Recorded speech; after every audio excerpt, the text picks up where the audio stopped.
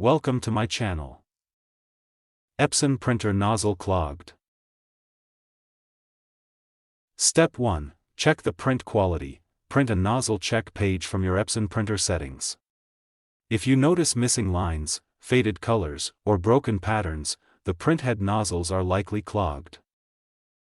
Step 2. Run the built-in head cleaning. Open your printer's maintenance menu and select head cleaning.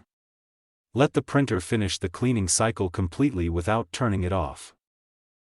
Step 3. Print another nozzle check. After the cleaning is complete, print another nozzle check page. If the pattern looks better but is still incomplete, you can repeat the cleaning one more time. Step 4. Avoid running too many cleanings. Do not run head cleaning more than 2 to 3 times in a row. Too many cleaning cycles waste ink and may not improve the print quality. Step 5. Check the ink levels. Low or empty ink cartridges can cause poor printing and clogged nozzles. Replace any cartridge that is running very low before cleaning again. Step 6. Leave the printer for 30 to 60 minutes. If the clog is stubborn, let the printer sit for about an hour after cleaning. This gives the ink time to soften dried ink inside the printhead.